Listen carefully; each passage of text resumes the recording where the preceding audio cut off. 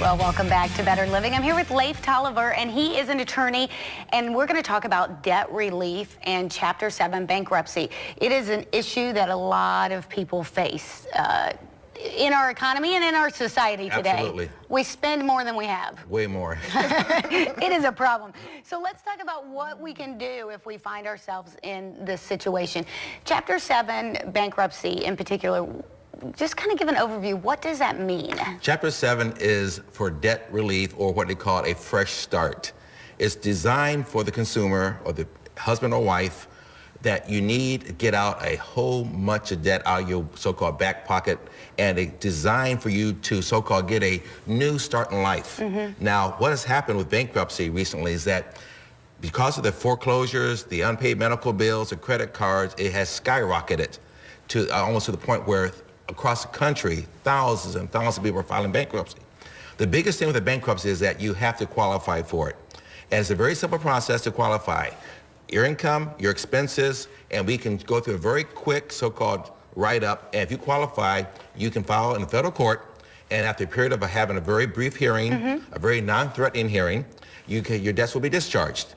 I was going to ask you, what does it take? How much debt do you have to be in? Because I used to live in a really small town, and they would print the bankruptcy filings, and they would print the assets and the liabilities. And some of them were huge. Yes. Some of them were not so big. And I always thought, well, what's it take to be able to file? Well, there's no minimum now. However, if you have a certain amount of debt and you do not show a need for bankruptcy, the court will so-called try to steer you towards what's called a payback plan, or Chapter 13.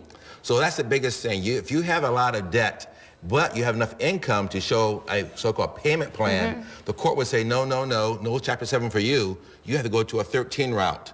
But that's not in the norm. Okay. Many people who think they have too much debt and too much money may surprise themselves. You can still file a bankruptcy. Even with a house, car, you can still file a bankruptcy. So don't let the word scare you off that you cannot file because of what you may have heard about urban legend, that you cannot file because you have too much money. That's not true. And obviously, a consultation with you would help us figure out whether or not we can do that. Very quickly. I can tell you probably within 15 minutes or less whether or not you can file a 7, or the trustee will say, no, you go to a 13 and therefore pay back your creditors over a period of time. What kind of costs and fees are we looking at to file bankruptcy? A Chapter 7 bankruptcy, the court cost is $335, and my fee for a standard run-of-the-mill bankruptcy is $650. Now, I charge a low fee because I believe people need help, and I'm not going to so-called gouge them in their time of need by charging them some outrageous $1,000 or $900 for a fee. I believe help people out when they're in need, and it'll come back to you. Sure. Then when they have another need, they'll come back and visit you again. They call me all the time. Let's talk about foreclosures when utilities are turned off, maybe repossessions or garnishments. If somebody has a garnishment on their wage already, does that affect what they're doing with bankruptcy or debt relief? Yes, we can get it stopped. If you're in a foreclosure, a garnishment, a bank attachment, a utility turnoff, a Chapter 7 file can stop it cold in its tracks, even to the point where if they take money from your paycheck over a period of time before you filed, many times we can get some of that money back to you. So a bankruptcy Chapter 7 is a great way if you're going to face a utility turnoff or the foreclosure process. That makes sense. This is probably a big fear and why some people don't do it. What does it do to my credit then? How long am I not going to be able to get a car loan or a house loan? Now, this is the shock of shockers. If you file a Chapter 7 bankruptcy, you can still have credit cards, bank accounts, savings accounts, you can buy a car, you can buy a house. Here's the problem. Each creditor is different. Some say yes, some say no, but you're not locked out for 8 years. You can still apply, and matter of fact, you'll get solicitations in the mail because they know you're good because you cannot file again for 8 more years. Okay. So if you file a Chapter 7 bankruptcy, you may find your mailbox full of credit card solicitations. It will stop credit cards, so-called, trying to get your debts as far as back on you again, because what they try to do, they'll say, well, I'll tell you what, John Doe, you file a bankruptcy, we'll tell you what, if you pay us back over a period of time, we'll reestablish your credit with us. Don't fall for that trick. It's a trick.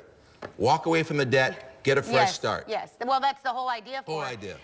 What if I've co-signed on a loan with someone and they file Chapter 7, or the person who co-signed with me? Not good. If they co-sign with you on a Chapter 7 debt bill, the creditor can go after the co-signer, and they're liable for the debt, but you walk away from it. And that's something to watch out for, because many people sign good intentions for the kids, for loans, for cars, for other things. And what happens, they bail out on a Chapter 7, then you get the letter or the phone call saying, hey, guess what? Pay up because your child or your spouse filed a bankruptcy. So that's something to watch out for. Be very, very careful to co-sign for anyone for any reason. Well, and I think so many people do that, especially with their kids. I remember the first car I bought 25 years ago or whatever. My dad had to co-sign. I didn't have any credit. Right. Because fortunately, I didn't have any credit cards at 16. And if I'm married, can I file by myself, or do we have to file jointly? Good thing about bankruptcy. Even if you're married, you can still file separately. However, here's the trick. If you live together on the same roof and one person files, the court will say, well, what is the other person's income? Because we're using together. But if you live in separate and apart in different households, they cannot do that. Okay. So you can be married and file your own bankruptcy apart from your spouse.